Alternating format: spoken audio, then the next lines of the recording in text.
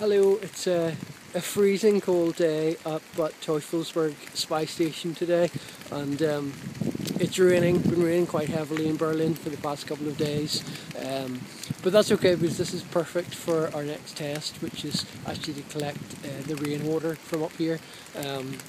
to see the effects that the precipitation has on the deterioration of the compound through the